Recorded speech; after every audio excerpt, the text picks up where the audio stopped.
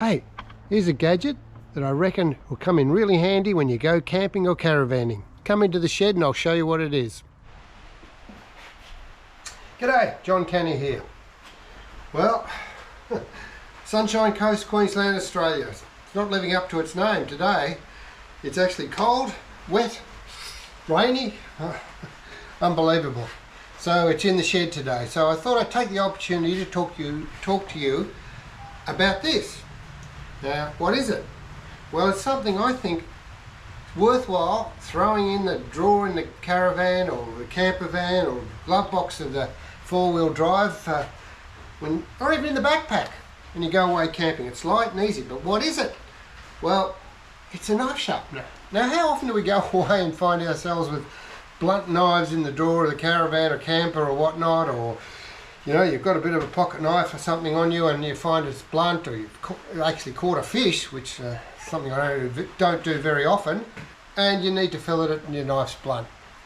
So there's all sorts of devices we can have. We can have these sorts of things and these little gizmos, and we've got a steel, and we've got all these other bits and pieces. But look, I'm no expert at sharpening knives, but with this thing I can actually get an edge on it that will cut pretty well. So, okay, what is it? It's called a Work Sharp field sharpener.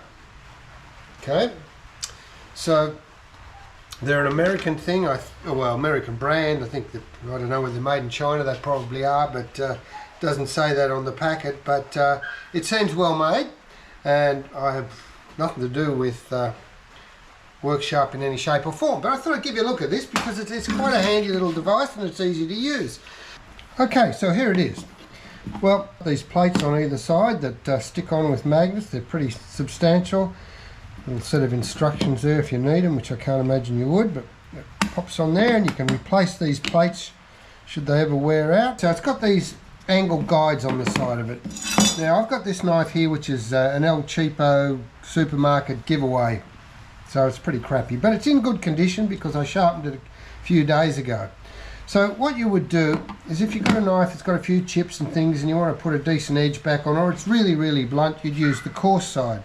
So you start off with this guide which gives you the angle. Now the experts might say, well, it should be 17% or 23 or whatever, I don't know, but 20 degrees apparently is a pretty good all-round angle for the edge of your knife.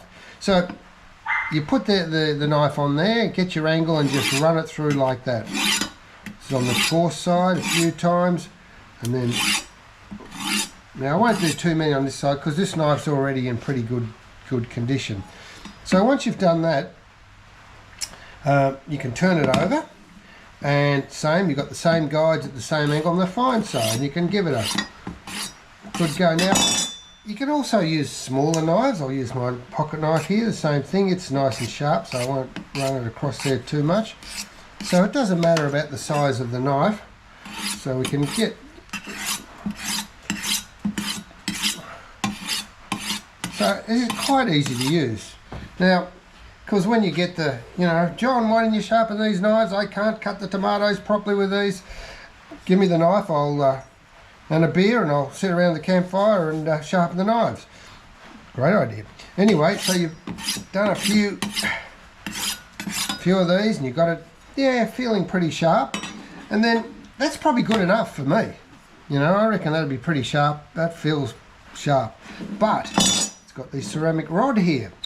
Now it's got a few settings on this ceramic rod: coarse, fine, and fishhook. Now, I guess if you're a fisherman and you keen enough to sharpen up your fish hooks, you run them down there and sharpen them up. But it doesn't seem to matter whether they're sharp or blunt. I can't get them into the fish's mouth. It's my problem. Anyway, put this on coarse and we give her a few runs. Once again, we've got a guide here.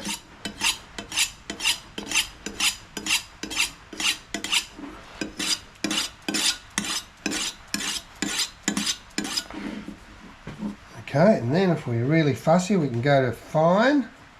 Whoops, where are we? Fine is there. We'll give her a few more on fine. Alright.